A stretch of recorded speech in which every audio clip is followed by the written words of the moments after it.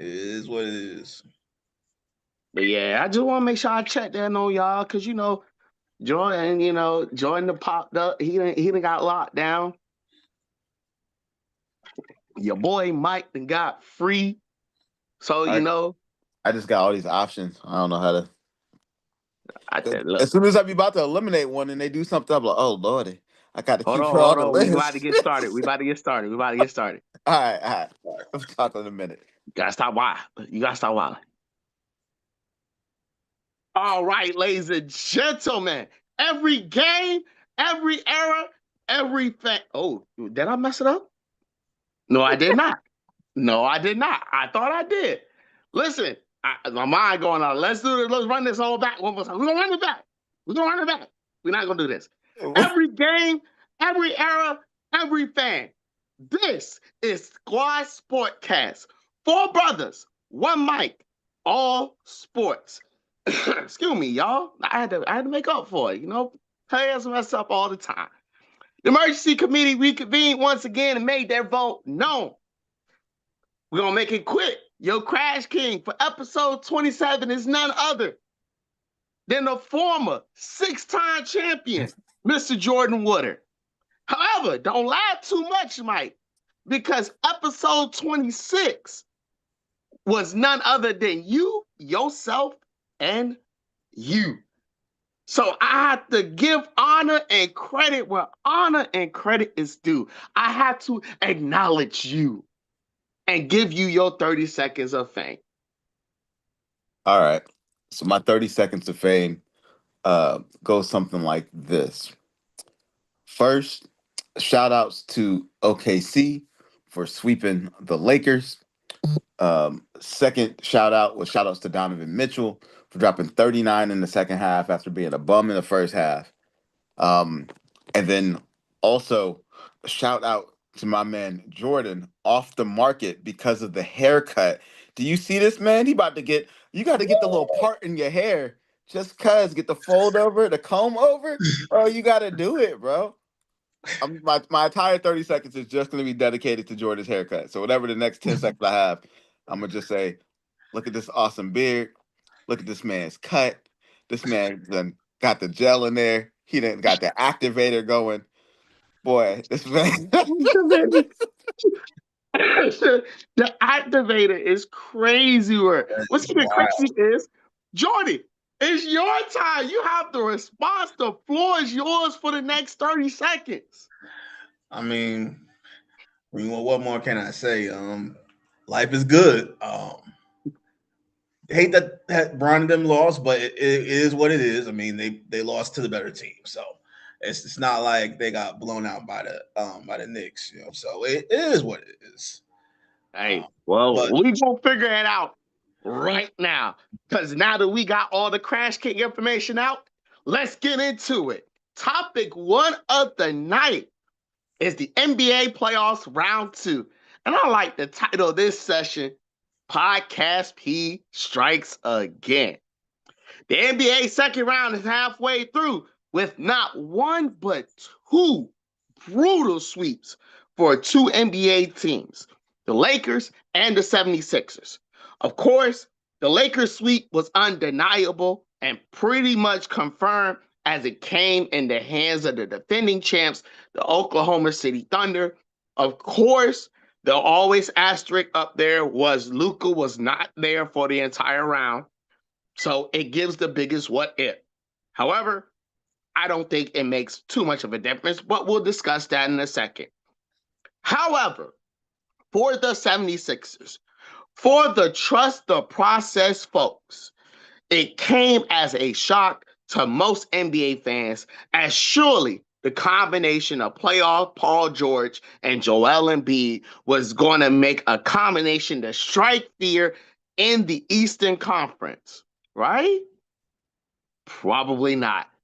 The beating was so bad, the NBA fans in the arena was shouting Podcast P as the closing minutes of that matchup was on its way. For the other two, they're tied 2-2. Right now for the Detroit Pistons and the Cavaliers, the Cavaliers have rallied behind Donovan Mitchell's 35 and 43-point showings to fight back after being down 0-2. For the Spurs and Timberwolves, this matchup is going to be a dog fight. Literally, as the teams have been at odds with each other, there's no love lost. And right now, fouls are nothing new to the team. Even Wemby's catching a flagrant 2. But they're actually playing right now, and the Spurs are up. But we are monitoring his progress to see how it goes. Right now, score is showing 58-42. Spurs on top. Right now, your top scorers right now, Wemby is going off. He has 20 points and 20 points and 11 rebounds. For the Timberwolves, there is no one close to double-digit scoring. So we'll see how that turns out in the second half. But I'm going to pass it off to the fellas for your take on the NBA playoff round so far in round 2. Matter of fact, Mr. Crash King, you have the floor to start us off. Okay, you remember that song, I did my best, but my best wasn't good enough. That was the Lakers for that OKC series. I mean, they lost Luka Doncic. Austin Reeves was getting battered and bruised, like he was in a bowl in a blender. He was getting all of that, and there was literally nothing that they could do. I was watching that series and I'm thinking to myself, they're giving it all they can against OKC, but yet OKC's second unit was giving them the business every third quarter and early fourth quarter. And no matter what the Lakers did, they just didn't have enough. It was like one turnover that cost them the game. So the Lakers don't need to be sorry for themselves or feel sorry for themselves. They literally gave it their best. Um, if Luka was playing, then we might have a different, shall we say, outcome or result.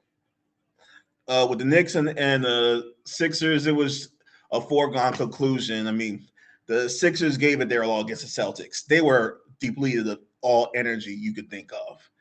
And when Deuce McBride goes for 5 in the first quarter for 3-pointers, you could kiss the game goodbye. That happened in game 4. There was nothing the Sixers could do. They had no answer to the lethal offense of the Knicks, and now they have at least a week off.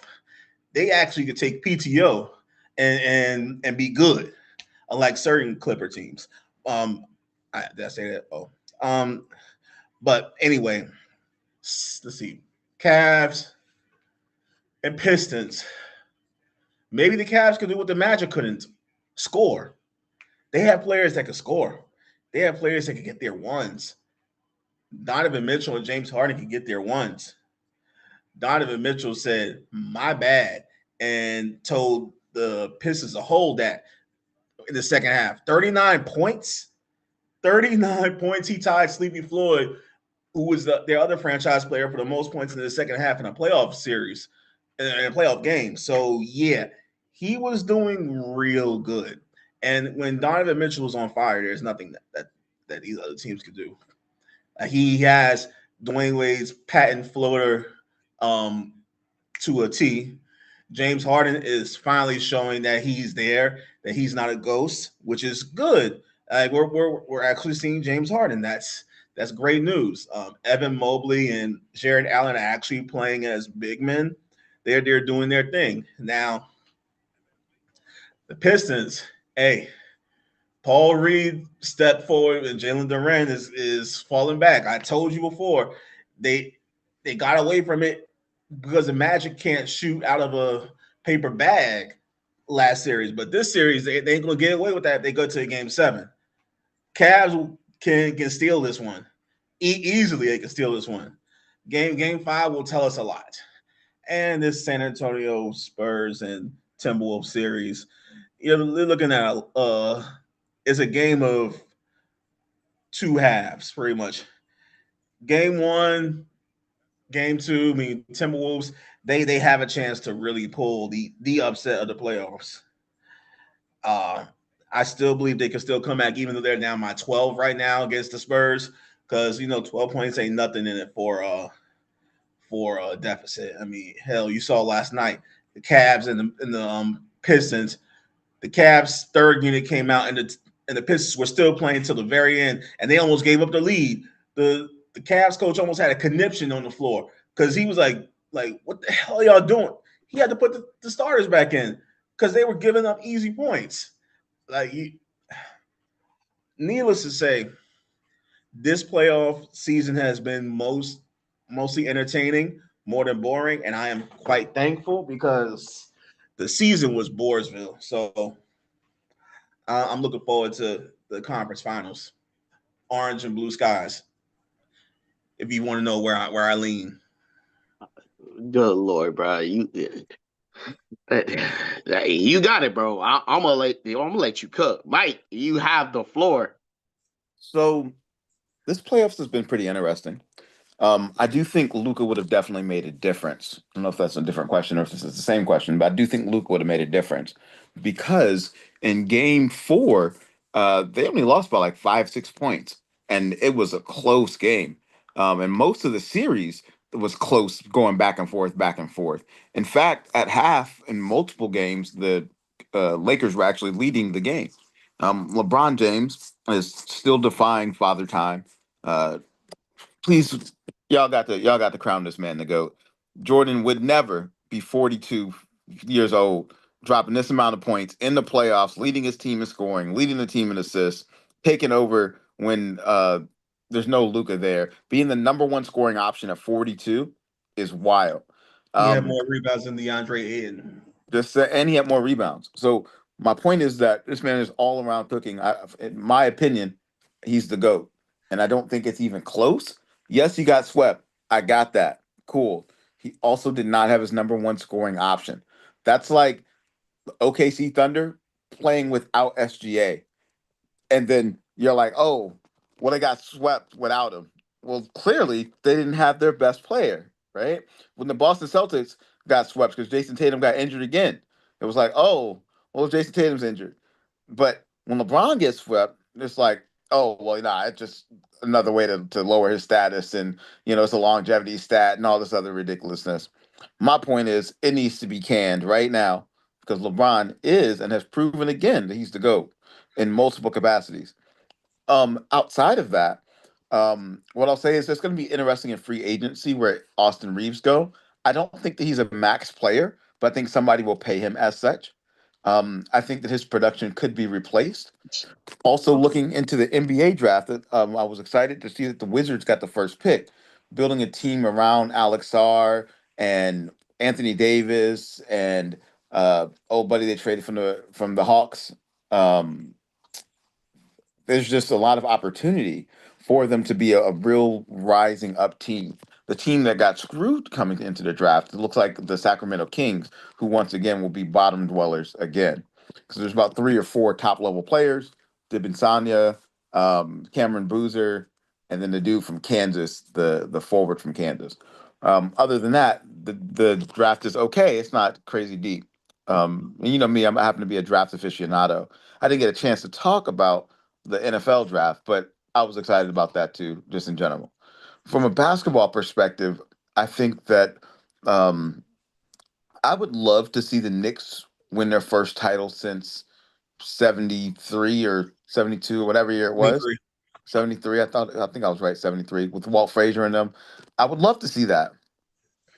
They have the team for it. They have the talent for it. I just need them to not choke when it matters because uh, whether it's San Antonio, whether it's the Timberwolves, whether it's OKC, and it's probably going to be OKC, that's a heavy pill to swallow. I think Wemby's going to have to play smarter. He's playing smarter this game, not get ejected again. That was a heck of an elbow. My man hit the MMA move. I had just watched UFC. It will look the same. That was a knockout in a lot of other MMA fights. Like I was like, dang. When you get hit by somebody that's 7'6", I'm just saying. If all I know this much, if Wimby had 20 more pounds of muscle, that man would be in a coma. So I'm happy that you better be happy that Wimby is still skinny.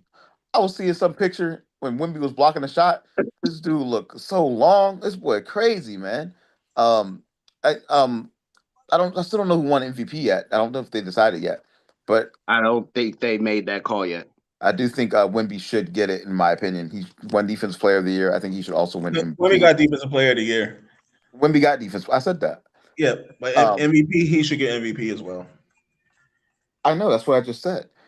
So since I got an echo in the room, I'm excited that we all on the same page. Amen. It could be that the beard is blocking your ears. I understand. So either way, my point is, or it could be something else, but we ain't gonna put your business out there blocking your ears. But that's all right. We're gonna be quiet about it today. So I'm excited to see the development continue. I think that it wasn't really surprising to me that the 76ers got swept. It wasn't surprising to me that the play-in teams didn't really do much. Neither of those things was surprising.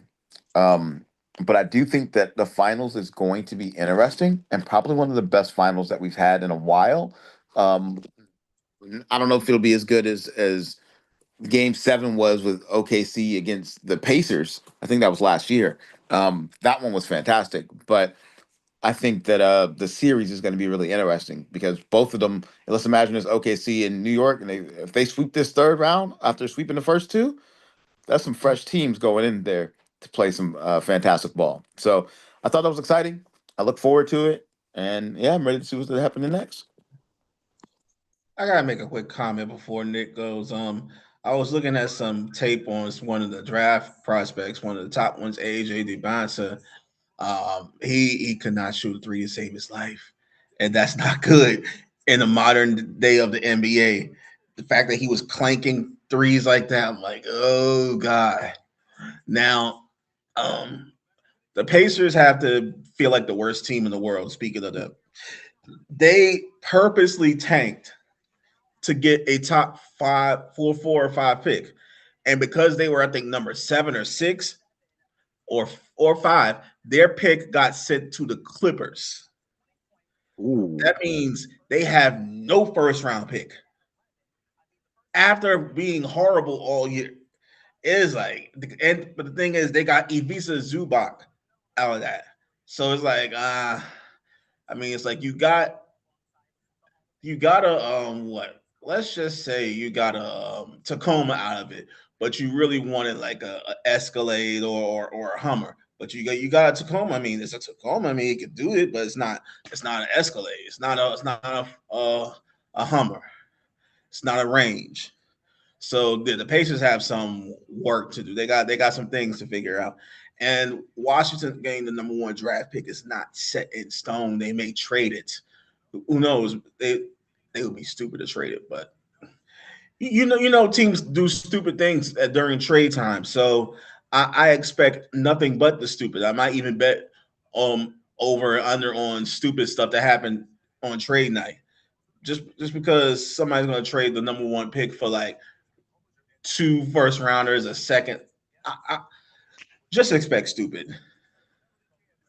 I mean, I guess that's what we're gonna expect. I mean, considering it's the Wizards, I mean, we'll let bygones be bygones.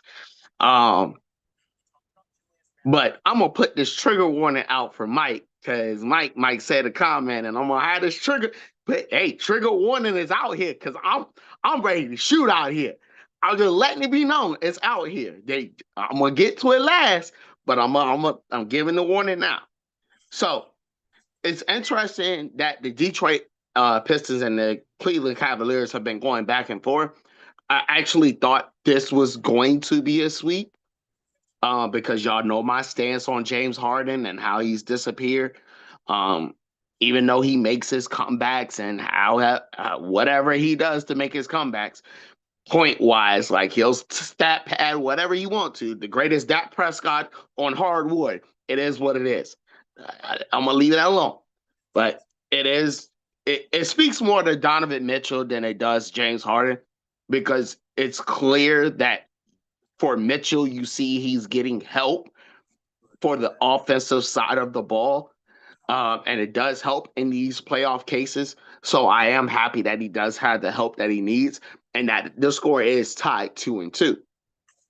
Speaking of the other 2-2 team, I need everybody to understand that elbow was a message.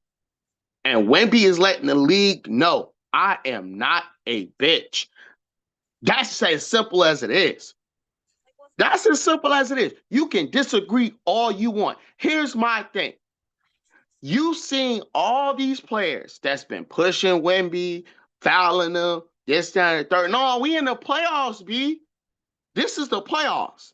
This ain't the regular season. This ain't James Harden era where, you can get away with certain things. This is the playoffs, B. That the softness is not allowed in the playoffs. We all know this. You want to be soft, you're going to be out of here. It is what it is. And to Jordan's point, sometimes you can bring your A game, you can bring your best, and it just isn't enough. In the Lakers case, it wasn't enough. But I'm going to get to them in a second. Let's go back. Again, this Timberwolves Spurs series is important for Wemby to win because number one, it's a gritty team. It's literally like learning curve for Wemby is getting up there because guess what? The next team you have to face is the defending champs, the Oklahoma City Thunder. So his playoff learning curve is already just shooting upward. It's going exponential. Now, do I see them win? Do I see them winning? I don't know. Because the way everything goes, the Spurs might match up well with them. We just don't know. The Spurs beat the Oklahoma City Thunder in the NBA Cup, and they won in a couple of matchups during the regular season. So they're well versed against each other. That's cute, and we appreciate that knowledge. However, this is not the NBA Cup. This is the NBA playoffs. We don't care about no NBA Cup during that. The only thing that technically matters is like what you did in the regular season. How are you able to make adjustments? Like, how are you going to, like, all you did was just give them more data. That's all you did. That's all you did. You were giving them more data so that now when we get to the playoffs, we get to execute different things now. Because what you saw in the regular season is not what you're going to see in the playoffs. You're going to see different rotations. You're going to see different substitutions. You're going to see all types of things going on.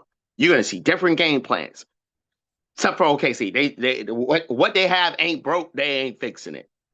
They not fixing it. I'm just letting you know now. But it's different in the playoffs because there's a higher level of not only analytics, it's a higher level of game study, game film. It's different out here. You hear former NBA players talk about it all the time. Playoffs are different. And right now, just like Mike said, Wemby has to play smarter. Now, I am all for that elbow. And if Wemby was 20 pounds heavier, that man might not be playing. He might be speaking with a hoarse voice like this. Because that elbow would have took something out. But moving to the Lakers and the OKC Thunder. It is what it is. I told y'all from gate, first round needed to go to 7 to allow Luka to get as much time as he needed with that oblique injury. Because, what's his name? Sam Darnold played with the same oblique injury, and it's a lot different to everybody else. So it just depends on how, it would have really depended on how bad was the injury if he could not come back in let's say 3-4 weeks, in a whole month. Like, he was out a whole month plus. So I'm not sure how bad that injury was, but it definitely has questions looming out. I know Mike talked about the possibility of Austin Reeves getting traded. AR-15 is not going anywhere. Luka made it known that I've seen some posts. Luka has made it known to the Lakers staff, do not trade AR-15. He wants AR-15 there. They're going to have to pay that money. And I think with other things in the future, they're going to end up paying that man AR-15. Not a max contract, because I'm with you on he don't deserve a max contract. But I do believe Luka wants him there because he said, I've been able to build with him. We have a rapport. We're able to mesh and gel together. We can make things happen. So I don't think AR-15 goes anywhere. And I think AR-15 wants to stay a Laker too. I think he embraces those bright lights of LA. So I don't think he goes anywhere. Did I miss one? I did miss one. The unimportant Knicks and 76ers. And not because the Knicks were unimportant, because they absolutely beat the dog crap out of the 76ers. But I do think it's time we have to end the process. I know they were saying trust the process. No, we're now at end the process. This whole thing is over with. Actually, I think Daryl Mooney's just been relieved of his services. So officially end the process. We don't need to go no further into this because at the end of the day, all this trusting, what is trusting led to? Less than what Lakers fans are looking forward to. I don't think had the 76ers even made it past the second round since he said that. I think that was when they had Jimmy Butler. I think they had Jimmy Butler in around. Or you said what? You said last time Lakers? The 76ers. 76ers made it past the second round? Jeez, you gotta look back. I think it was when they had Jimmy Butler. No. Past the second round, no, because they lost to Toronto in 2019. They haven't made it past the second round since Allen Iverson days. Hold on, I'm about to run my research. I know because they lost in 2012 to the Celtics in 7. They may have had a couple of second round exits between then and 2019. I know in 20. They didn't make it with Andre Iguodala? I think even Iguodala, no, he played with the Nuggets at that time. I know 2020 they played the Celtics, they lost. I think it was the first round, the first or second round, but they haven't had a conference finals match. Brand 2001. Yeah, that's AI. AI. You are absolutely correct. 2001 was the last time the 76ers had been past the second round. Jordan just started growing his beard then. That's crazy. That's crazy work. I think Jordan was contemplating his third time coming back to the league. That's actually true, isn't it? No, I was saying it. No, I know Jordan. Stop! He was just starting to grow his beard back then. Yo, he was thinking about it. You got to be stopped, Mike. I've told you this time and time again. You've got to be stopped. I don't know. I don't understand. You just got to be stopped. He put in one hair a day. Hey, Aaron Rodgers will come out of his cave and let him know that he'll come back to the Steelers soon enough. So don't worry, we'll go 5-12. It'll be great. I don't know about that. But yeah, back to this whole 76ers Knicks thing. I'm actually happy for the Knicks. It's a good feeling to see the Knicks doing well. Just as someone who watches basketball, I don't know if they go all the way though, because when we look at it does help that they swept because they have extra rest now, so it does help them to be prepared for whoever they play that comes out of this Detroit Cavaliers matchup. But they got a gauntlet coming up. You're going to have the winner of that matchup, and then you have the winner of either OKC, San Antonio, or at a very rare chance, the Timberwolves. None of those matchups are easy for the Knicks at all. But it would be great to see the Knicks make it out of the East. We'll see what happens afterwards. All right. Go ahead. I personally think, though, that I told somebody I think the Knicks have the pieces to win it this year because they have the guard play and they have front court play that can guard just about any position except center, but they have Carl Anthony Towns and Mitchell Robinson who can rotate between both sections. You have Josh Hart, OG Ananobi, Mikael Bridges, who can run between 2, 3, and 4. And that's a hell of a matchup to play against. You have Jalen Brunson, who you could do just about anything. And he's slowly proving that small guard can't do anything stuff wrong. You got Deuce McBride who can shoot. You got Landry Shaman who can shoot. You got Jose Alvarado if you need some defense off the bench. Um, like they have chemistry as well. They've been playing together for years. And last year, I think, really hit them hard because they lost against the Pacers when they know they should have won. Especially it was game one, if I'm not mistaken, where they let Aaron Neesmith on the Pacers shoot about 5 threes in the fourth quarter alone to come back to a game that they should have won. So they know very well that they can't let any lead slip. That's why when you saw them beat the Hawks the last series, they waited until the fourth quarter to let their starters sit. In this game on Mother's Day, they waited until the fourth quarter to let their starters sit. They were not wasting any time. They left nothing to chance. And I just think that they've learned their lesson. I think Mike Brown also has something to do with it too, because he's not Tom Thibodeau. Sorry, Tibbs, but he lets 10 players play. It's not the 5 to 6, and players are worn out. He's not doing that. Others will get some burn. By the way, the deficit is 5 points now, 59-54, third quarter. But nonetheless, that's why I think the Knicks have the best chance. And plus, if they play Cleveland, consider that over in 5. But if it's Detroit, either 4 or 6. Mm-hmm. Yeah. Well, we'll see what happens and how this turns out.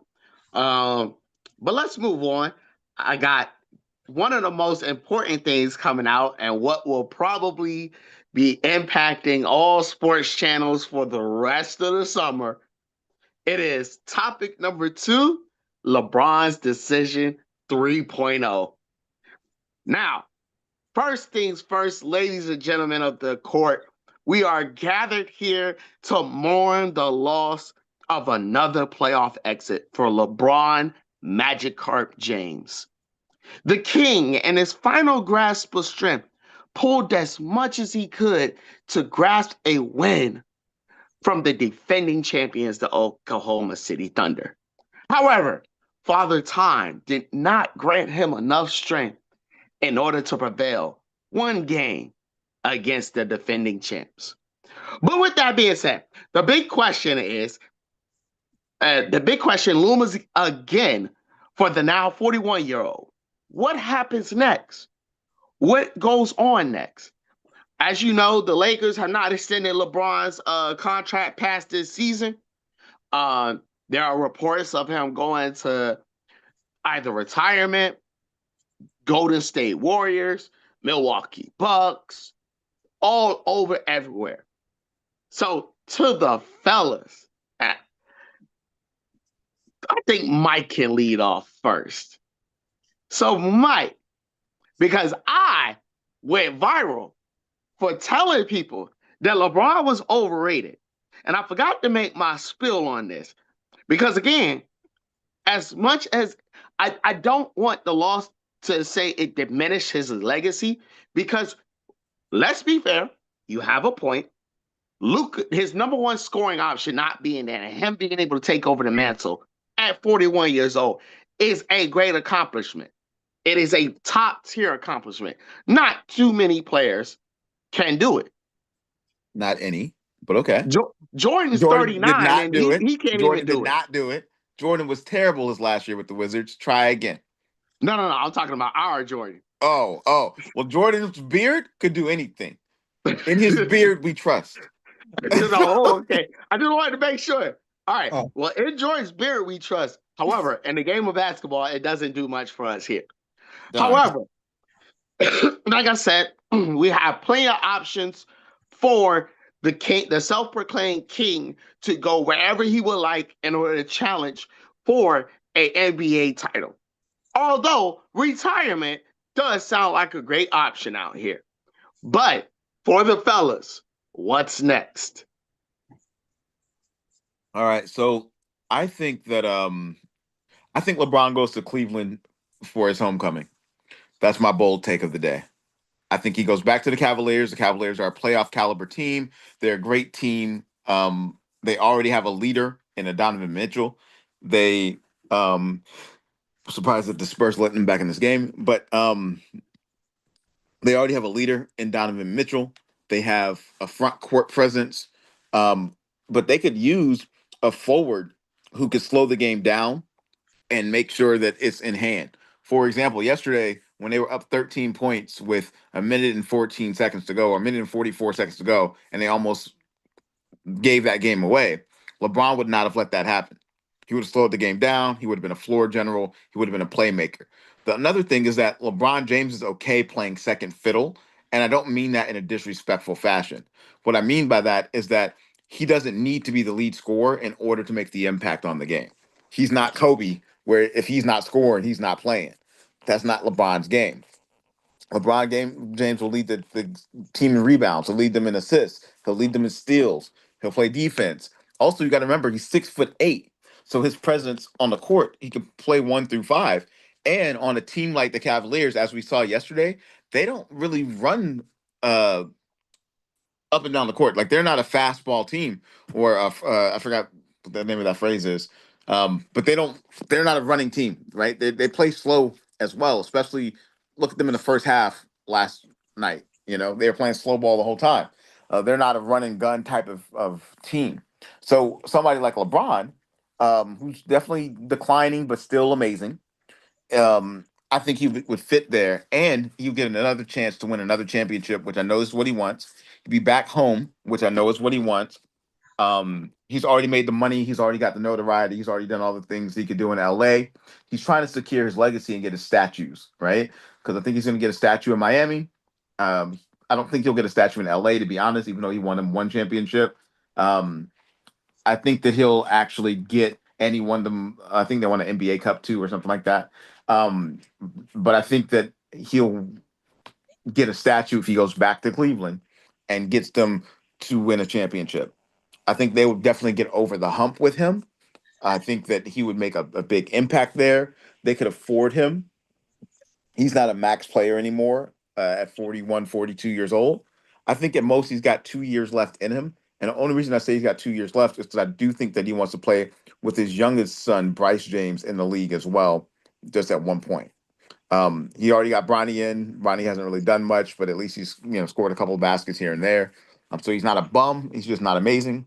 But Bryce is actually highly talented, and I think that he would want to have an opportunity to mentor his son if he could. So that's my hot take: is that LeBron James, for his last 2 seasons, goes to Cleveland and retires a Cleveland Cavalier. Does it for Akron. I'm gonna take over before Jordan goes. I think the Cleveland spot is not a bad option, Mike. But I do believe they regardless of if he goes or not, Cleveland owes that man a statue, regardless. Let's put this out here now. You want a bold take? That's my bold take for this episode so far. Cleveland owes the Cleveland Cavaliers owes this man LeBron James a statue. They definitely need to. And you can pick whichever version you want. You could pick the version that took them to a finals. You can pick the version that actually won the finals. Or you could pick the version, if he decides to come back, you could pick that version. But you can pick whatever version you want to. I know people are going to talk about loyalty and, oh, he had to do this, that, and the third. LeBron's trajectory was not everybody else's trajectory. And honestly, if LeBron didn't do that, there would be a lot more NBA players, looking at you, Kevin Durant, that would not have an NBA championship right now. Also, I believe it works not only because he'll be the second option, he honestly would be the third option. I think he plays behind Donovan Mitchell, and he plays behind James Harden, because James Harden is still an active scorer. He would probably be able to be more of a volume scorer. LeBron would be more of the general running the floor, which I agree with that take right there. And I think LeBron being there helps them understand pacing a bit more, because there's a lot of times when I've looked at the Cavaliers games and they've ran a bit faster than they needed to, and the pace and the rhythm is just off. I think LeBron being there to be like, hey, look, no, no, no, settle down. Let's see what they give. Then let's dish out what we need to dish out, and let players operate in the way that they need to operate in. I do think it's a wonderful idea. They also have Golden State out here as an option, but I don't think it's a viable option anymore because Klay Thompson's not there. You don't have the Splash Brothers, so you don't have the ability for LeBron to be able, like Steph can Steph. You don't have that squad that if LeBron joins, you can make that impact. Of course, they're saying he goes to the Bucks, but that's just to do a 1-for-1 swap with Giannis. I don't think that works.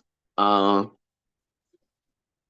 think right now the only two options for LeBron right now is either retire or go back to the Cavs, because right now, just like you said, the Cavs are this is better. This is like more of a one of the better teams the Cavs has had that does not have LeBron in.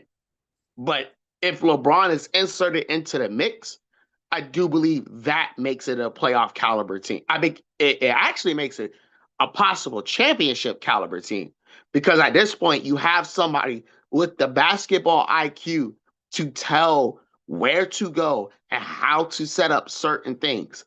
And LeBron honestly can play, if he's not, because he wouldn't play at the point guard position. He'd probably play like at the 3 or the 4 just to kind of help facilitate and run everything out. Because at this point, you don't have to be the volume scorer, but he can be if need be. But you don't have to be the volume scorer because you have, again, the same situation in LA. Like you have Luka and you have AR-15, but you have James Harden and Donovan Mitchell. But trust me, Donovan is no Luka. I'm just saying. But also, the other option is he could stay in LA. And they just, because you see, what's his name? Ryu Hachimura? He actually, he actually did pretty well in the OKC series. Like, that one really helped him to grow out. There's a couple more names. I forgot to take notes on this. There's a couple of names. Oh, my goodness. Yeah, that thing is back out of control again. 72-63 Spurs on Timberwolves. But again, the Lakers need more depth. And a lot of it needs to be Bronny got to do better. Bronny just has to do better. If LeBron leaves, that's take away from LeBron for a second. I'm going to be fair. If LeBron leaves LA, Bronny's getting cut. He's getting cut. No NBA team is going to want him. He hasn't scored. Like, he hasn't had like a 20 or 30 point out shooting. He's not a volume scorer. Like, it's clear that at this point, nepotism is the reason why you got into the NBA at this point. Like, bruh has not produced at all. It's terrible. I do think what you're saying, Mike, is correct. I think he's waiting on Bryce to come in the league because he is more talented. And that's always the norm of, basketball sons. So most times it's not the first one, it's the second one. Unless your name is Del Curry, because he has both sons in the NBA and they were doing pretty well. But like I said, I think Bronny gets cut. Like, if LeBron leaves, Bronny gets cut. Easy. There's not a team that's willing to pay this man. He got to go back in the developmental league. And I don't even think a developmental league would want him. But that's all I have. Jordan, the floor is yours, sir. Yeah, so while he was talking, I was looking up just to make sure that he doesn't have a player option, then no, he's an unrestricted free agent. I think this is the first time in a while that he's an actual just unrestricted free agent, no player option, no leads, no nothing. This is literally one of those times where nobody knows what he's going to do. Usually there's a lead, like he'll go join the Heat or he'll join the Lakers, this, that, and the third. So everybody's truly in suspense, and y'all gave some good points. I mean, he could go to the Cavs. I mean, get a third, not third, get a second ring for the team. I mean, the way they're constructed, you put Bron up there. I find it very hard to believe that anybody in the East could really compete with them, except the Knicks and maybe the Pistons. Definitely not the Celtics. Jalen Brown will be playing too much Call of Duty and streaming to be worried about that. But Paul George be too podcasting too much to do that. So I'm not worried about those teams. As far as the West, Dallas, I mean, is he willing to take a pay cut? You've seen it where he'll take a pay cut if he has to, if the team is good. Other than that, I don't see where he would take a pay cut. But I would think he'd want to do his last ride in LA. I don't see why not. I mean, with the team healthy and actually doing good, and once they get rid of DeAndre Ayton and get an actual big man who can post, who has hands, I think they'll be much better than they were this year. And this year they did great. I mean, consider the fact that they were a 4 seed with everything that was going on, all the injuries that was going on. They still finished as a 4 seed only because the Nuggets had went on a tear and because Jokic is Jokic. Like they still did pretty damn good. So this season was not all much of a loss as it was just they came up on the champions, the defending champions. So okay, that's nothing to be mad over. It's not like they lost to the Suns. As far as where he goes,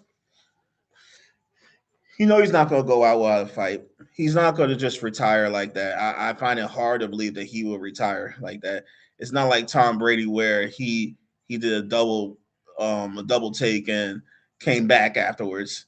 No, I think he's going to have like that retirement tour, and once that happens, I think it may be either with the Cavs or the Lakers. I don't see anywhere else.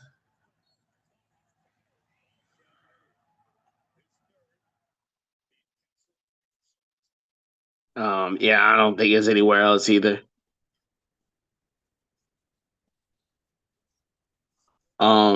Was that it? Yeah, like I don't see anywhere else that fits the need a need for him. Whether it be ticket sales, rave, or like need to get the title. The Cavs would be the next best fit, but the Lakers, I think he would go for one more ride. Pause with Luca and AR, and they need to focus this offseason on getting an actual center who can defend, who could grab boards, who has good hands, who has good footwork. They need somebody because number 5, Aiden, is not it. Yeah. I don't know. We'll figure out. We'll see what happens with the decision part 3. And just a few months, of course, the summer month will be Claude. All sports channels will be talking about nothing but where LeBron may go. And then, of course, if LeBron does go, what is the verdict for Bronny? So y'all already know what time it is. It's time to have some fun out here. I have a Keep 3 Cup 5 for the fellas. I got 2 of them for y'all tonight. Hopefully this will be great. Let's start with something fun. For the eventual, because OKC is looking dangerous right now. And it's looking like they're threatening to become back-to-back champions. So I have a Keep 3 Cut 5 Champions Edition a back-to-back champions edition. So I've gathered sports teams that have went back-to-back, and it's the fellas' job, as always, to determine which is the best three of that group. Oh, wait. So this Are you doing all sports? Or are you doing just basketball? all sports. This is not limited to just basketball. Okay. Okay. So, prepare to crash out. You said what? Prepare to crash out. Hey, I see it. I see it happening. I'm not the driver. I'm not the driver here. I'm about to have to drive today because I already know Jordan last time drove us in a river, so I don't know. I'm just over here being a cameraman. I kept us on the road. We were good. Nah, I don't know. All the tires pop. Insurance. So we had to call AAA.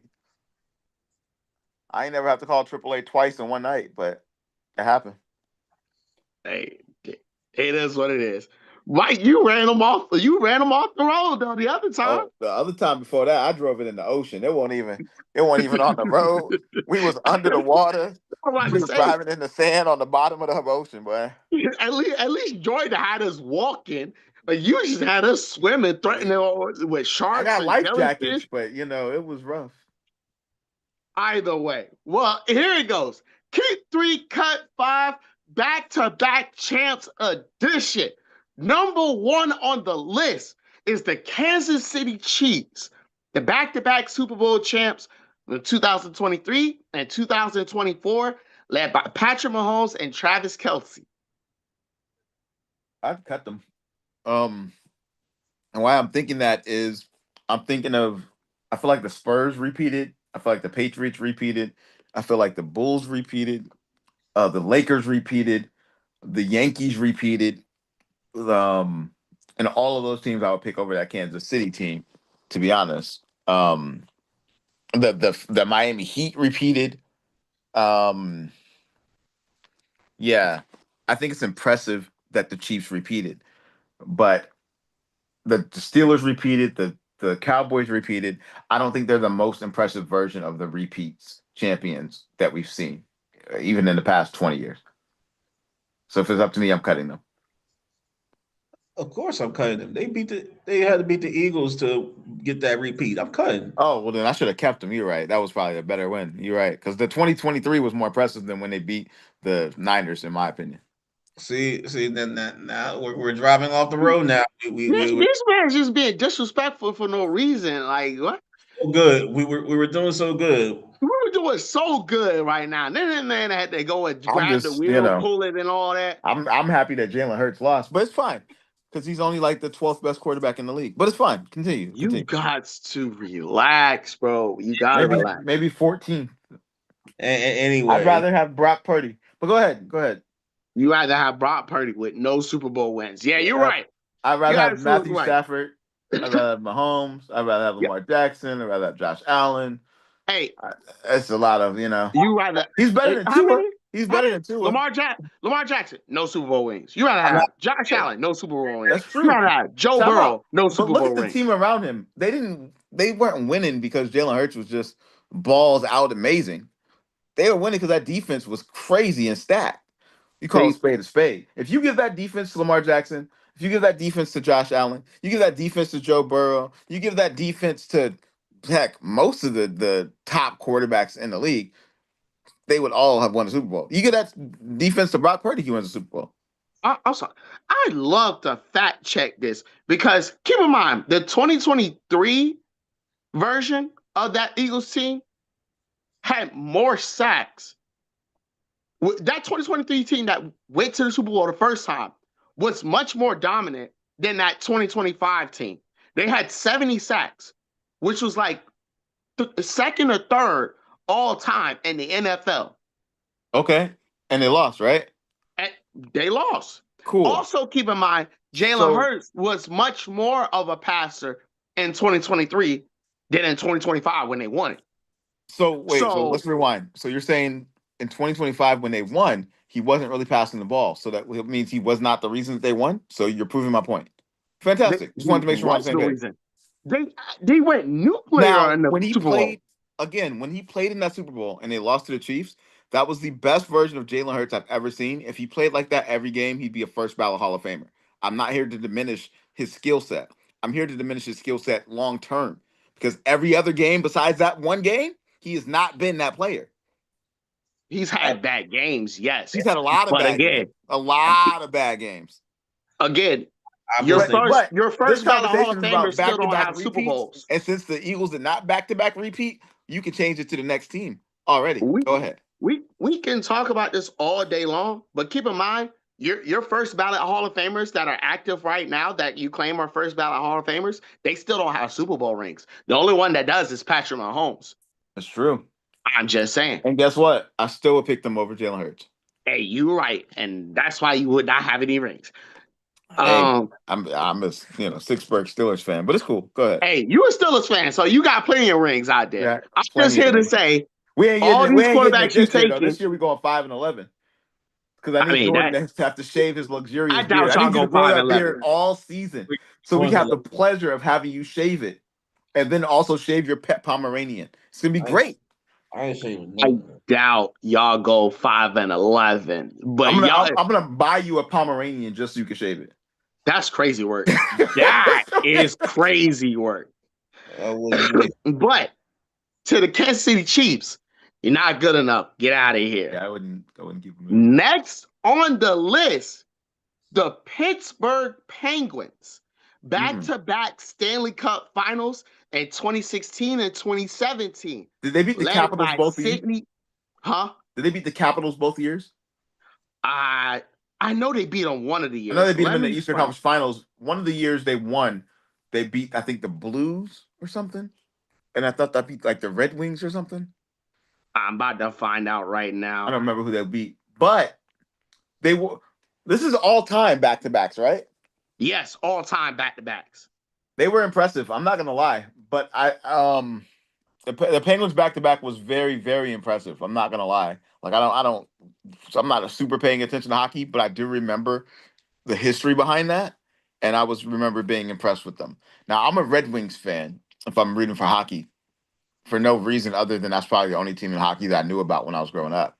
Them and the Islanders, and I wasn't from New York. I think that if we're saying like S tier, right? Imagine, right? S tier impressive. We should probably do an S tier at some point. But if we did S tier impressive, I would have had the Chiefs at like a B tier. I would have had this back to back at like an A tier. But to me, they're not an S tier. So I would eliminate them. But yeah, they defeated the San Jose Sharks and the Nashville Predators. Yep, they destroyed the Predators. I remember that. And the Sharks, I think they won like 4-2 or something. Let me see here. They defeated the Predators in 6 games. They beat both in 6 games. Okay. I remember when I remember watching the Predators game, and I remember the Predators didn't look close. But yeah, Sidney Crosby did go off in that. He led the team in scoring 85 points in 75 games. Yeah, he went crazy. That's wild.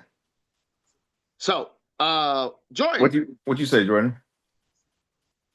I'm going with whatever you're going with for this one. I'm gonna cut him. All right.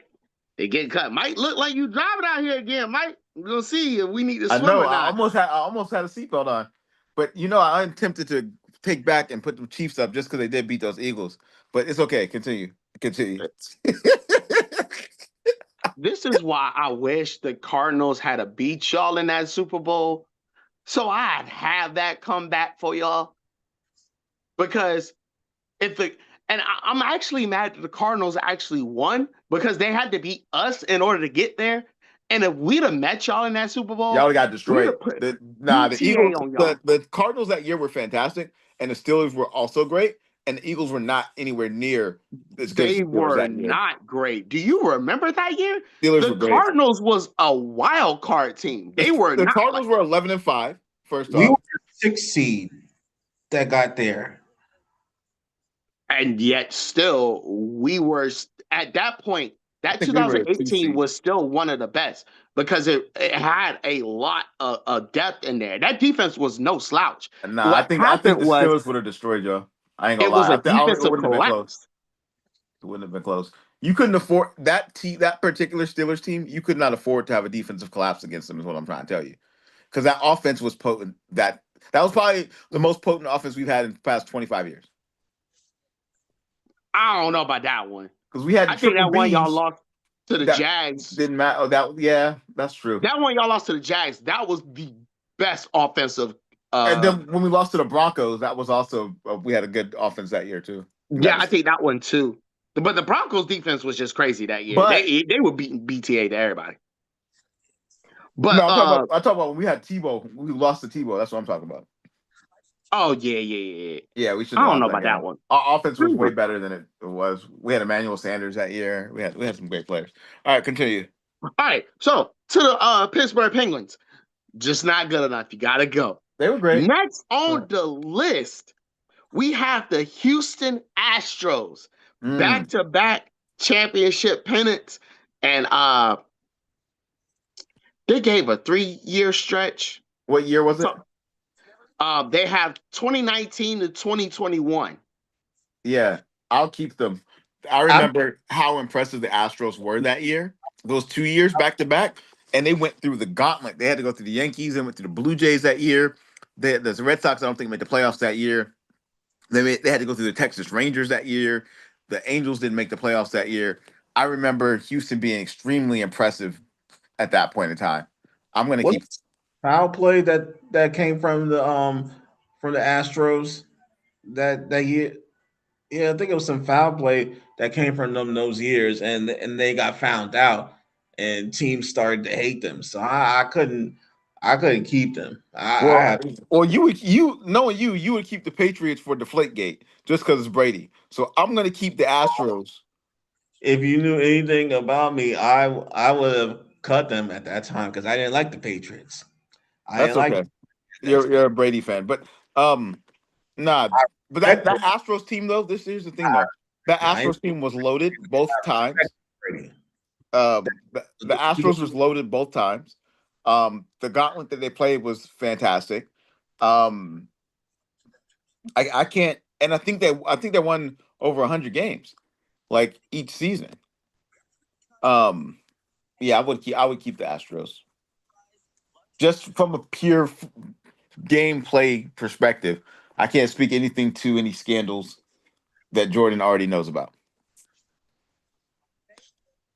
Jordan, your beard is scandalous. You know what? All right. That's why. Jordan, I got it. We need the agreement on this. Mike said he's keeping. He's driving the car today. Fine. All right. So we're keeping the Astros. We got the heat up, baby. All right. Hey, well, I mean, I don't know. The everybody else will agree with it, but right now, to the Houston Astros, we keeping y'all. Y'all good enough to be on the bus. Next on the list, it's so funny you mentioned them. Wheels on the bus are going round and round. The New England Patriots, called it back-to-back champs, 2004, 2005. Of course, led by Tom Brady and Coach Belichick. That was when they had Ty Law. They had Rodney Harrison. I didn't like the Patriots in 04, 05.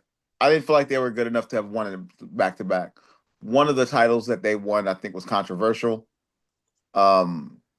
Most of their times it was controversial. I'm going to cut the Patriots, but go ahead, Jordan. I know you got all the Tom Brady love, so go ahead. It's respect. It's not fandom. But I would keep them just off the strength of them winning, even though they won by 3 both times, and I think they won against the and there was one more. They beat the Eagles. Oh, if they beat the Eagles, another time to beat the Eagles. Okay, we can keep them. You're right. Nick, get this man. Like I can't. There's nothing I could do. 2004 was the Carolina Panthers. 2005 was the Philadelphia Eagles. All right, I'm gonna keep the 2005 version of that. Yeah, okay, we're gonna keep them. Yeah, we got to because they beat the Eagles. That's the second time the Eagles lost in the Super Bowl. Yeah, I love it. Nothing to do with the time. They lost a few more times than that. So you know what? That's why I'm glad that AR got his win against Shaw. That's why y'all wanted him there. Because if you couldn't beat him, you have him join you because he beat y'all on that Super Bowl win. And he dusted y'all. Didn't y'all have T.O. with like 150,000 catches and still lose? he was just coming back from a leg surgery because he had broke his foot and I he just just remember. had his I leg just remember y'all reconstruction. losing. I remember Donovan McNabb never getting a title. That's what I remember. And I I remember Andy also Reid remember being considered a McNabb being bum stupid. back then. I Before, remember McNabb being stupid. oh But man, I remember that. we gonna let bygones be Let's keep the bygones. Patriots winning against the Eagles up there, definitely. Houston Astros, New England Patriots beating the Eagles. Sounds perfect. All right. All right. Well, I mean, I guess if that's the criteria we're using, we should have shut this down with the Kansas City You're Chiefs. right. Matter of fact, we could But just shut it down because the Chiefs did beat y'all too. You're right. nah, you already cut them, so you can't bring them back. So I'm gonna have to mute this Mike. He got to be stopped at some point in time. I don't understand why we keep doing this. Either way, so the New England Patriots we're gonna keep. I don't know why, but we're just gonna keep them. I'm only keeping them because Next, they beat the Eagles. That's the only next reason I'm keeping on the them. list. Next on the list, because we're moving on. Next on the It's list, got to be the Bulls up there. That's the one I the want to keep for Golden real. State Warriors. Of course, the Cut. back-to-back champs in 2017 and 2018, led by Steph Curry and KD. Cut. That team was ridiculous. It was overloaded. I didn't not like that they were OP. And part of the reason I would cut Golden State in this instance is because I think the alternative is cutting the back-to-back champion Bulls or cutting the back-to-back champion Cowboys. And neither one of those I think is a worse team than Golden State. Golden State was fantastic. I'm not here to diminish them that they weren't. I just didn't like that they were. It was like giving Vegeta the Dragon Balls. Like I didn't like it. It was like, why he's already OP. Why do we got to give Super Saiyan level 4 Vegeta the Dragon Balls? This is excessive. It's unnecessary. I didn't like that they added KD after beating them in the Western Conference Finals. I didn't respect the move. And then um yeah, I didn't respect it. I didn't like it. They were talented. They were amazing. I'm not here to diminish them. In a regular setting, if I hadn't already kept the Patriots who had destroyed the Eagles or already kept the Astros who still deserve to be in that conversation, then I might have kept them. But I think that the Bulls team to me was more impressive. So that's why I will cut them. Whatever. Yeah. Jordan. But the thing is, we already have two teams. So if we keep this one, we can't. We're done, right? Yep, it's shutting it down. We have passed this one. All right. Well, we're cutting it. How many? So we got 3 more. Y'all probably shutting it down on this next one, so it don't matter. Because next on the list, the Chicago Bulls. I told you. I called it. I told you. No. They only repeated. Because there's 2 of them. Was it 92, 93? Is that the one that you have? I have both of them, so it doesn't matter which one. You could coin toss whichever one you want. What does it matter? It keep the Bulls. Because 91, 92, 93, I mean, he was there, but he wasn't considered the best of all time at that point. He was one of the top players, but there was Charles Barkley, there was Magic Johnson. He won titles over all of them. So yeah, he wasn't. So I would say 94, 96 or 96, 98, I think it is. Because I think he was out 94. So 96, 98. Yeah, that team. 96, 98, then maybe. But if it's 91 to 90. He says the toss up. He said we can pick whichever one we want. So I'm going to pick 96, 98, and I would keep them.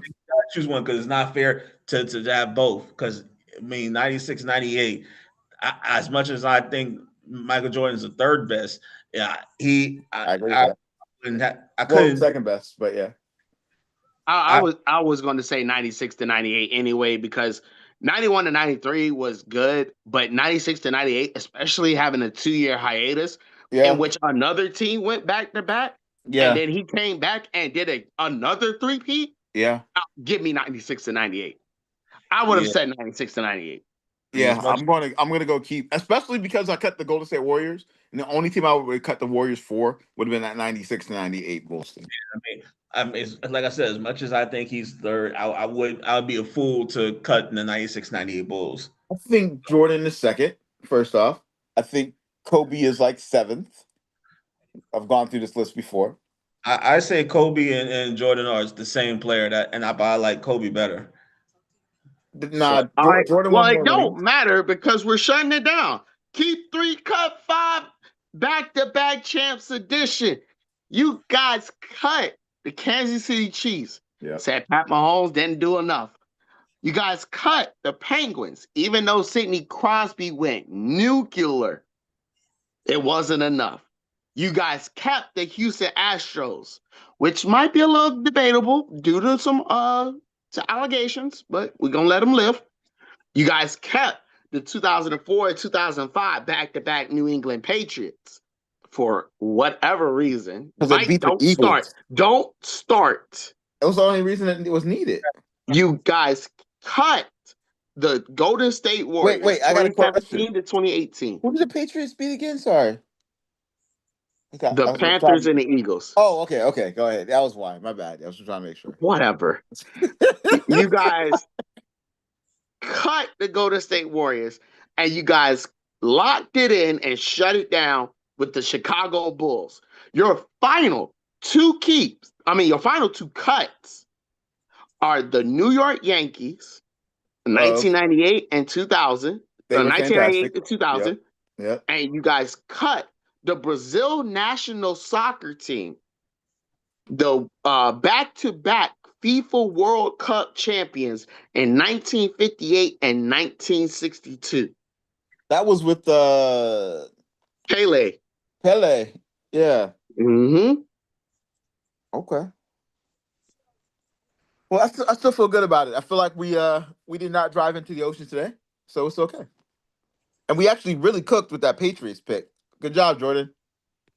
Mm-hmm.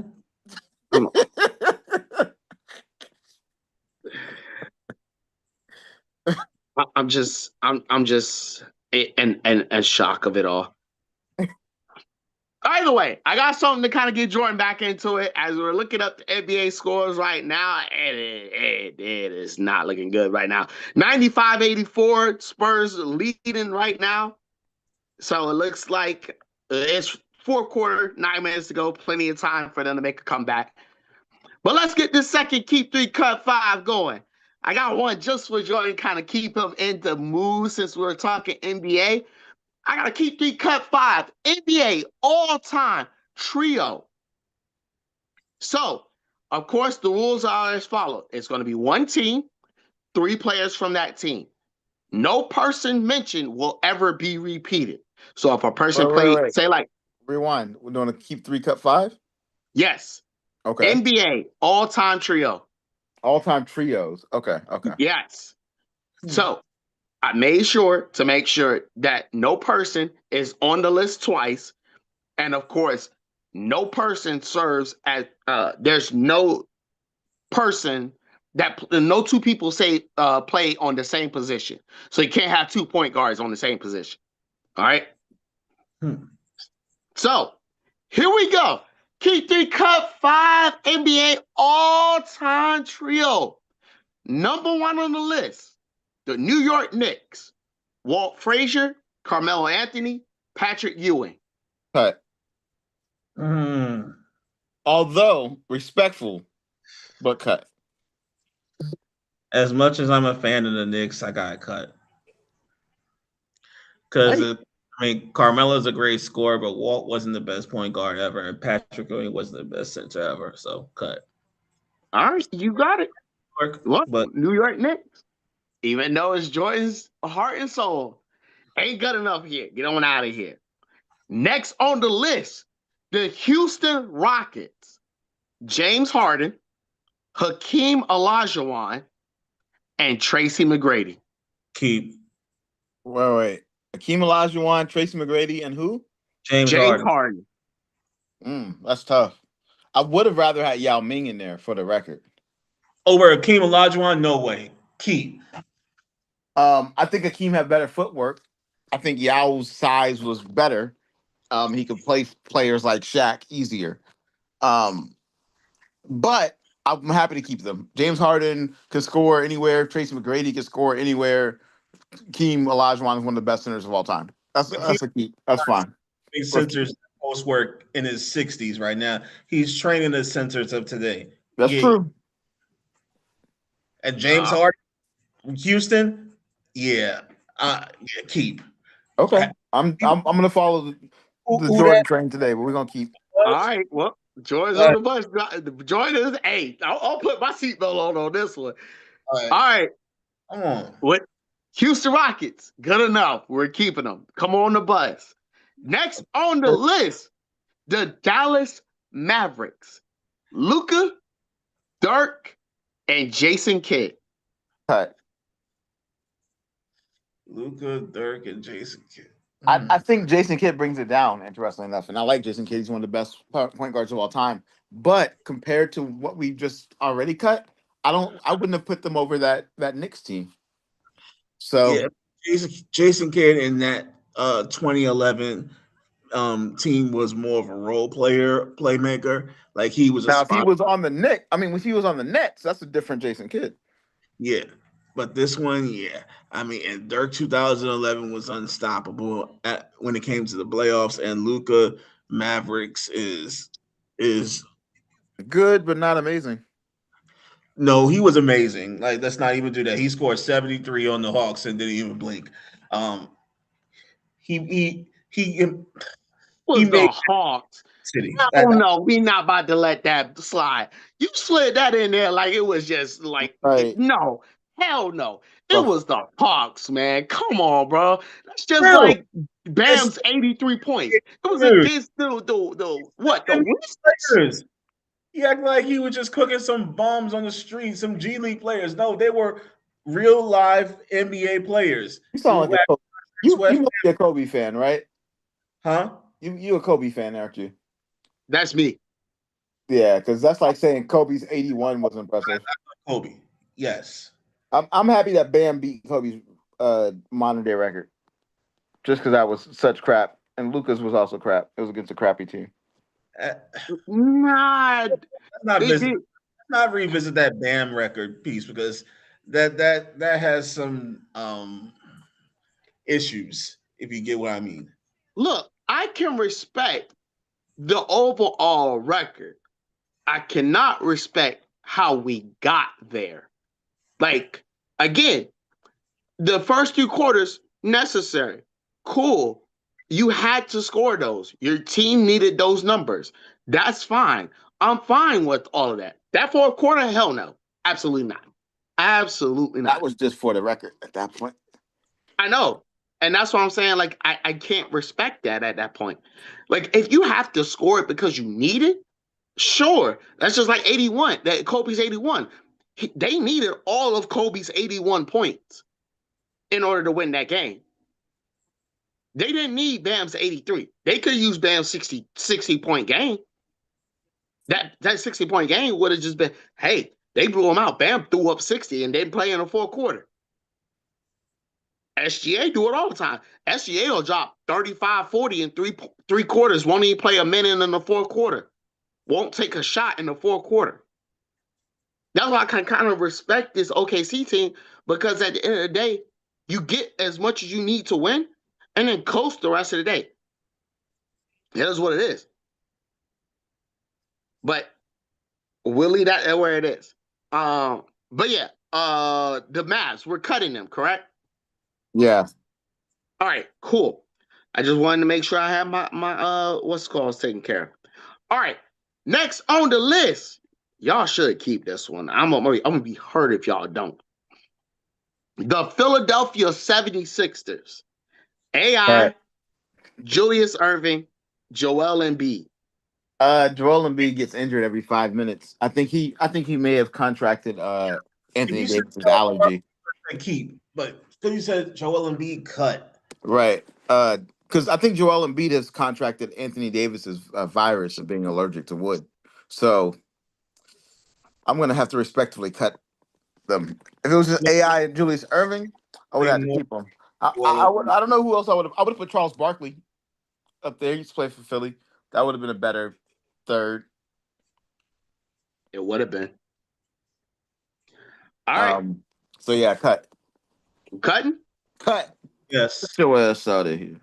All right. Well, 76ers ain't good enough.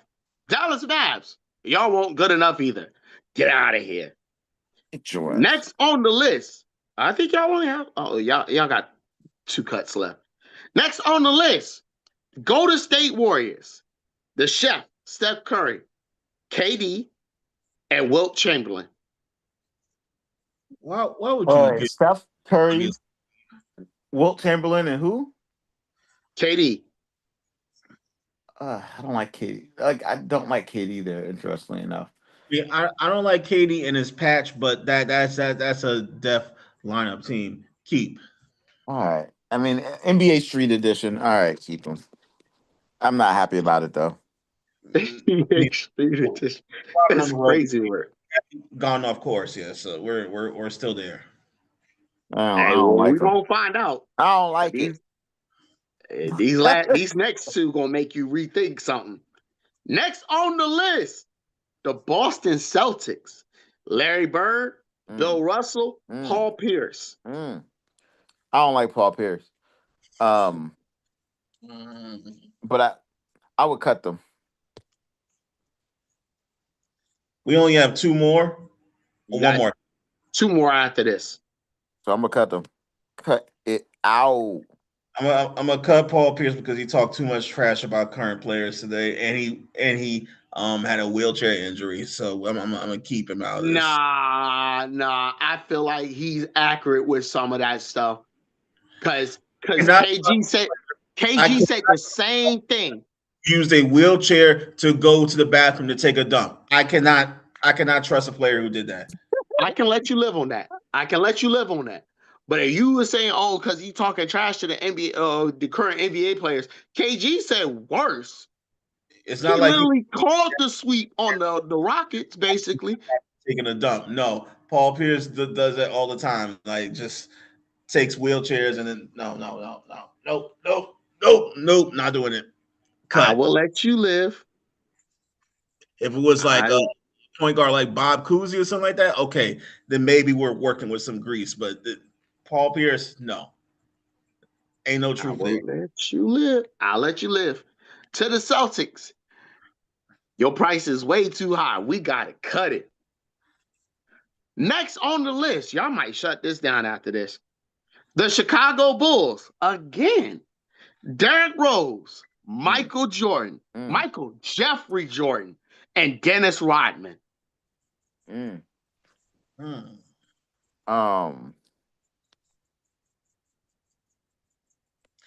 think might keep this one. Dennis Rodman does everything a big man needs to do: defend and get boards. I mean, Michael Jordan on the wing, and Derrick Rose is the pogo stick of a point guard that you need. So, interestingly enough, I think the one that we're missing though is I think he's going to say the Lakers next, and then if you call the Lakers, you're going to say Kobe, you're going to say Shaq, and you're going to say Kareem Abdul-Jabbar. I can't put this team over that team. Nah, he's not. But he's not going to have the Lakers without LeBron. Well, then if he goes trying to put LeBron in there, I think he'd probably go with the Miami Heat, and then you go Dwayne Wade, LeBron James, and Alonzo Mourning, which I'll also put over this team. Yeah, I would still keep. I'm gonna say cut. But you got. I mean, you have. I mean, y'all are glazing Michael Jordan saying that he's the second best. So I mean, how can you not keep the second best person? Hey, Joy's spitting on this one. Hey, I'm just saying.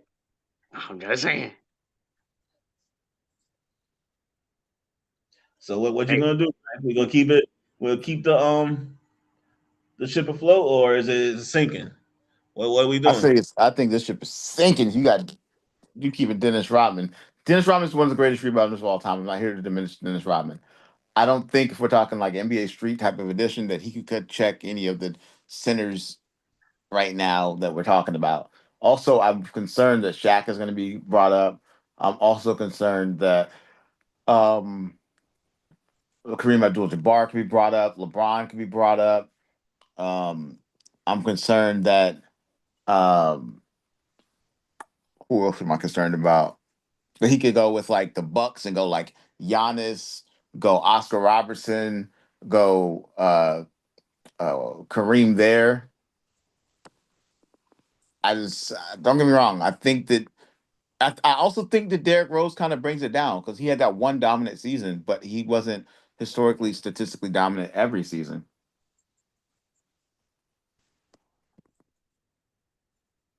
I need an answer, fellas. I'm still keeping. All right, we shutting it down. Key 3 Cut 5 NBA all time trio edition. Need 3 of them. All right, here we go. You guys cut the New York Knicks.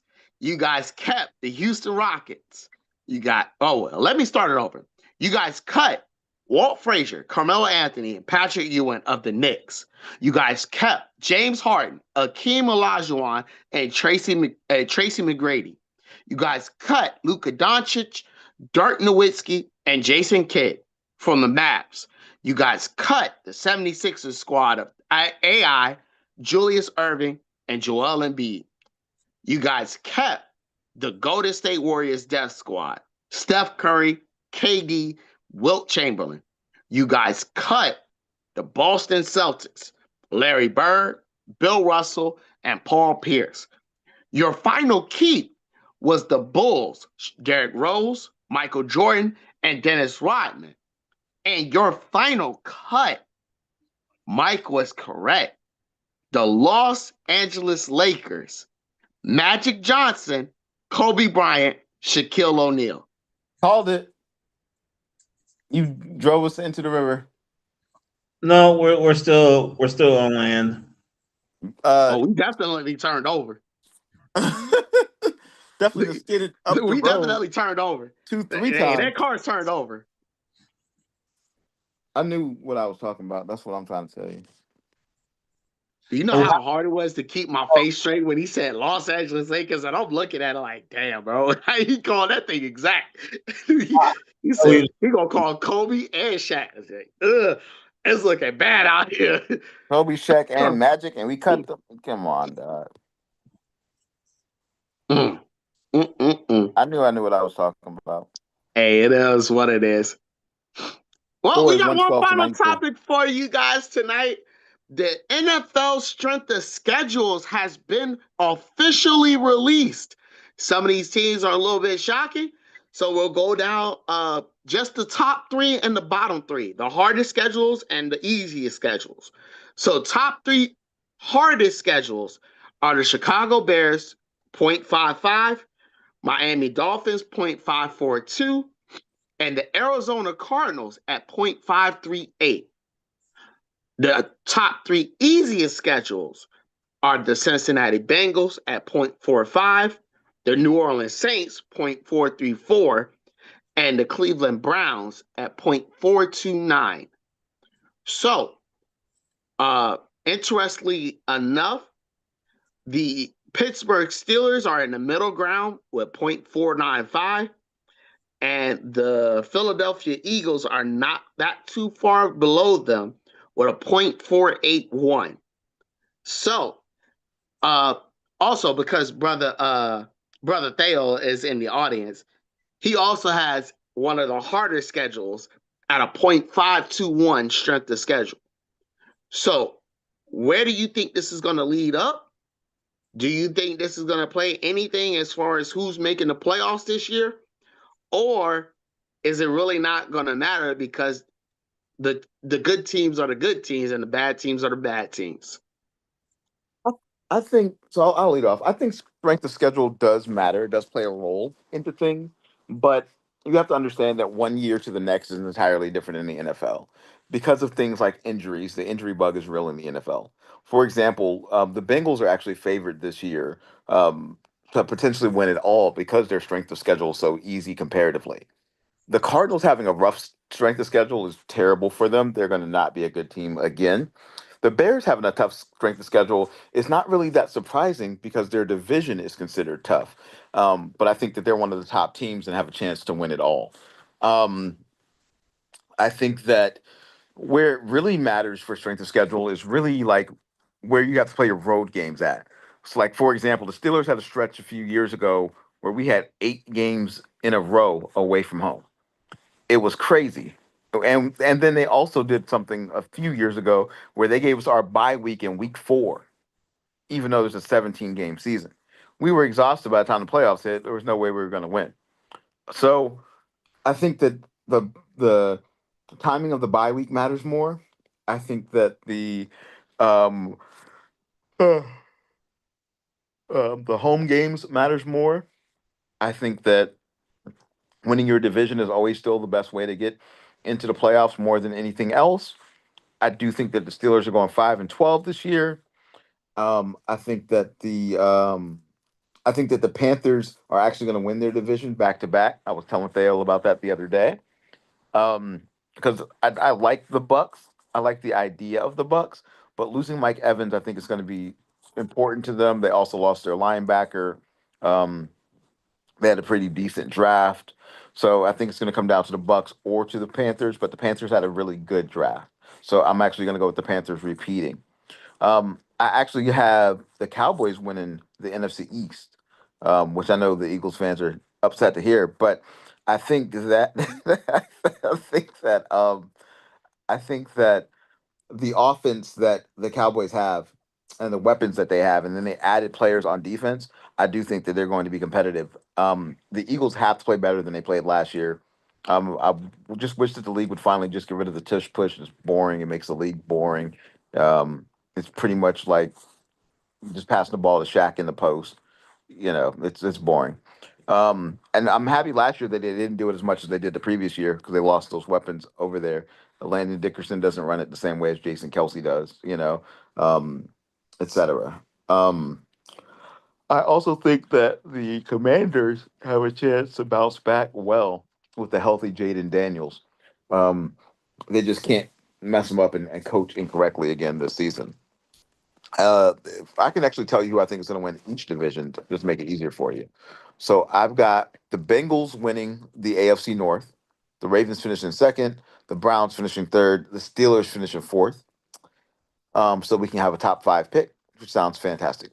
In which case we're going to get Julian saying, "You heard it here first." Then I've got the NFC East. I've got the Cowboys winning it. I've got the Eagles finishing second, the Commanders finishing third, and then the Giants finishing fourth. Scatterbo is randomly going to get injured again. It's not going to matter. Then I've got AFC East. I've got the Bills winning the AFC East. I got the Patriots finishing second. I've got the other 2 teams, whoever they are, just barely mattering. The Dolphins are going to be the last place. And then the Jets are terrible. Um, in the AFC West, I think the AFC West is going to be crazy competitive actually next season. Um, I've actually got the Broncos winning the AFC West. I got the Chargers finishing second, the Chiefs finishing third, but making the playoffs, and then the Raiders finishing last, but having better season than they did the year before. In the That's all the I think it's AFC East, West, North, South. AFC South. Um, I don't really care about the AFC South. I can just skip them. I don't care about the Jaguars. I don't care about the Colts. I don't care about the Titans. I just don't care about the Texans. I don't care about the AFC South. It doesn't matter. Pick a team. It doesn't matter. They all suck. Um, I already talked about the NFC East, and I've already talked about the NFC South. The NFC West, I've got.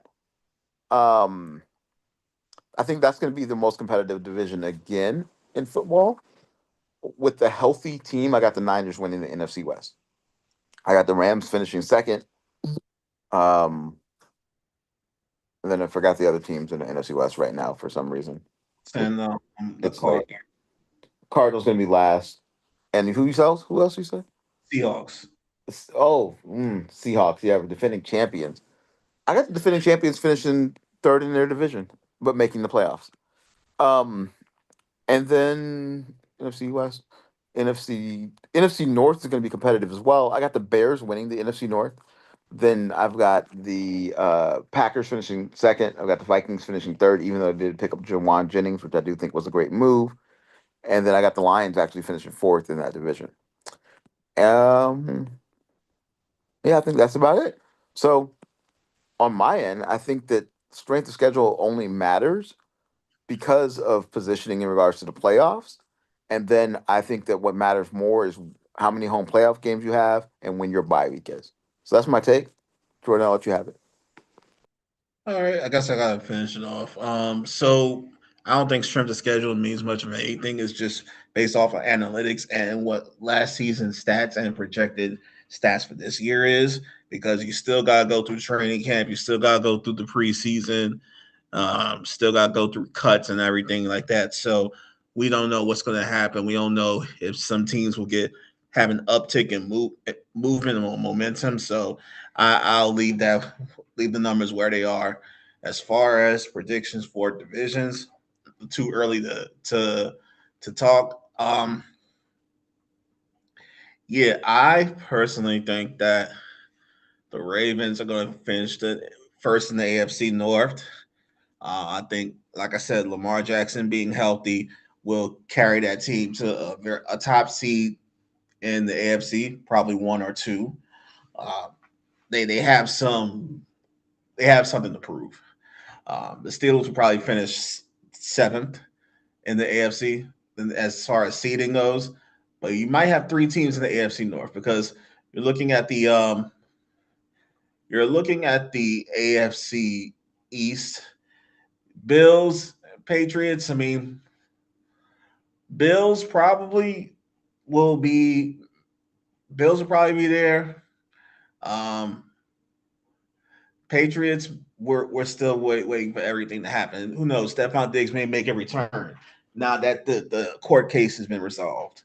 Um, AFC West, y'all didn't want to listen to me when we talked about the Broncos. Y'all said that the Broncos were not going to be good because Bo Nix is out, but they have projections of him coming back week one. I'm like, as much as I really am not the biggest fan of the Broncos, they have a formidable team and they will give the Chiefs a run for their money. I don't trust the Chargers on anything. I don't even trust them to charge my phone. I can't trust them for nothing. So I even if they have a 10-7 record and they get to the playoffs, still gonna lose in the first round. So I don't trust them. The Raiders, they got Fernando Mendoza. Yes, I said his first and last name correctly this time. Don't count on it for the future shows. But Fernando Mendoza, and then they're gonna have some growing pains. Yeah, the team looks good on paper. Yeah, fantasy wise, they're gonna run up some points. Thank God I got Brock Bowers. By the way, audience, I gotta tell y'all about that trade I did in my dynasty fantasy was pretty damn good. But I digress. They're still gonna have trouble, the Raiders. NFC. It don't matter if Jaden Daniels is 100%, 200%, or 300% healthy. The rest of this team is old. They old. One bad tackle or one juke, and the rest of the team is out of there. So it's Jaden Daniels or bust with them. So the Commanders ain't gonna do good. Cowboys, they got the same offense from last year. We've seen this story before. Their defense does bad. They can't keep up with the offense for the other team. They lose games. They get kicked out of the playoffs. They get kicked out of playoff contention. Stephen A. Smith laughs out loud again. I laugh. My dad gets those funny text messages, all of that. So I ain't worried about Dallas. Giants, Jackson Dart as Scat Pack gonna run the team to the ground again. Malik Neighbors gonna be disappointed again that he don't get 1,000+ yards because they running all day. The surprise team of the NFC, though, I'm gonna say is Minnesota. I think they're gonna surprise the NFC North by winning the division, probably like 13-4. The Bears and the Packers/Lions will finish out that playoff picture. I don't think the Bears are going to have as good of a season as they did last year. I think they lost DJ Moore, if I'm correct, to the Bills, right? I believe so. Yeah, that was a huge drop for them because DJ Moore had a lot of clutch touchdowns for them last year. And Caleb Williams is a gambler. He's a big gambler when it comes to those touchdown throws. He's going to be better, yes, but his offensive unit has to be better as well. I don't think that's going to happen. Green Bay is going to have a great defense once they're fully healthy. We'll see how Jordan Love goes with the new players. And Detroit, I hope this isn't Dan Campbell's last season as their coach, but I don't know. I don't see where they make noise. Like it's the same Detroit team, but it's not a bad Detroit team. It's a good Detroit team. That's the difference. We're not looking at the same old Lions from long time ago. These are good Lions, but I wonder, are they over their mistakes? I'm not sure. I can't tell. And the AFC South, I mean, Mike has a foregone conclusion as the Buccaneers versus the Panthers. But what about the Saints with Tyler Shook? No such thing as halfway crooks. What about him? What about freaking what's their names? The Panthers. What about not the Panthers, what about the Falcons? I mean, don't get me wrong, they're gonna have a struggle when it comes to Tua and Michael Jr. I'm not gonna say his last name. They're gonna have a struggle determining who throws left the best. But I still think that they have a better chance than the Buccaneers to win. They have a good defense. They have a great defense, and they have good parts. Yes, even Drake London, even though he's not better than AJ Brown, but Drake London is an okay player. So I'll give him that credit where credit is due. And they still got B. John Robinson. I mean, come on, B. John Robinson, top 3 running backs, top 4 in the league. Yeah, I still think the Falcons have something to say. So that division is going to come down to week 16, week 17. And NFC was it West?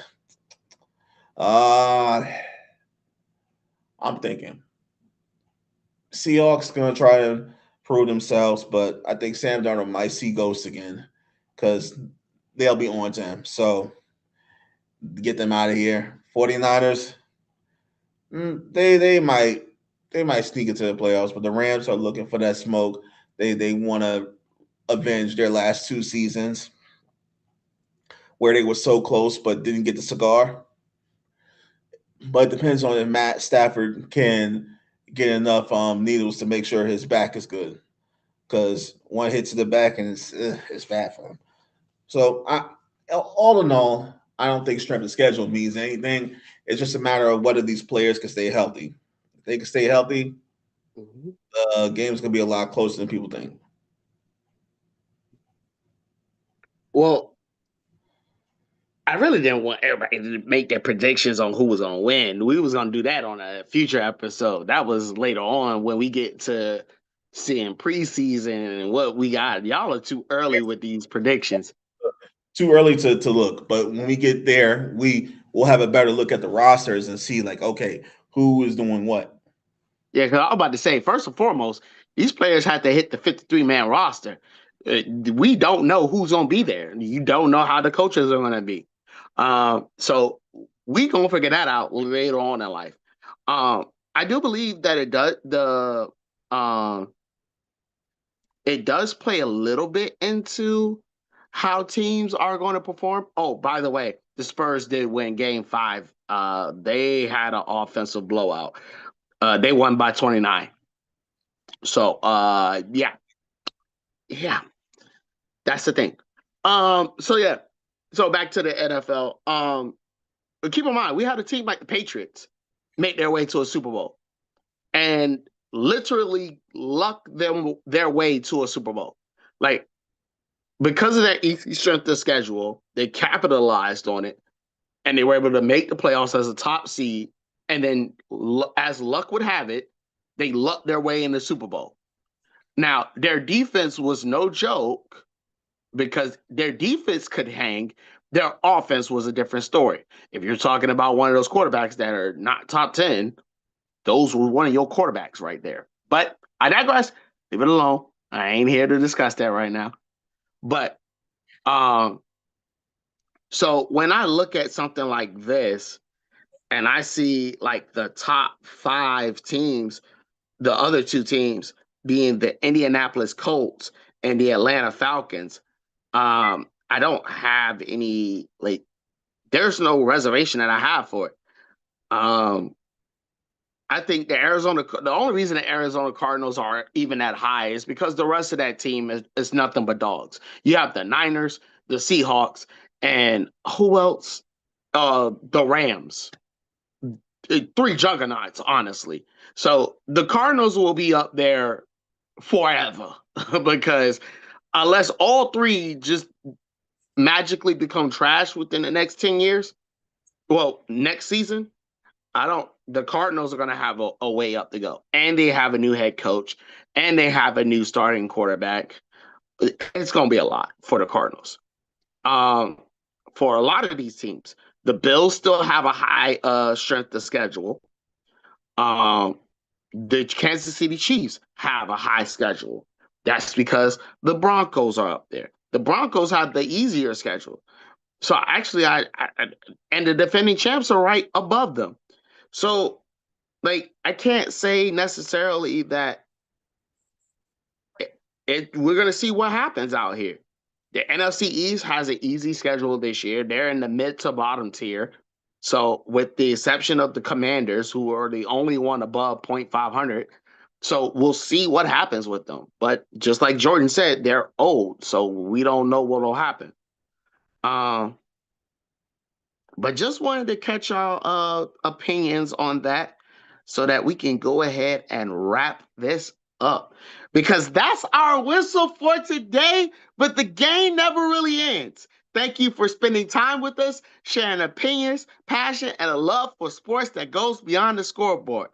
Huge thank you to our 46 subscribers. We appreciate every single one of you for rocking with us, and we're still on that road to 100 subscribers.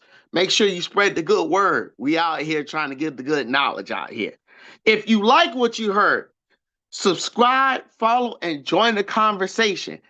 And make sure you are looking for the post for the Crash King. And dear God, Nick, put it in. Like, actually make the post this time. The emergency committee is tired of always having to make these votes. But we're going to discuss that later on. But until next time, stay competitive, stay curious, and keep loving the game. This is Squad Sportcast. We'll see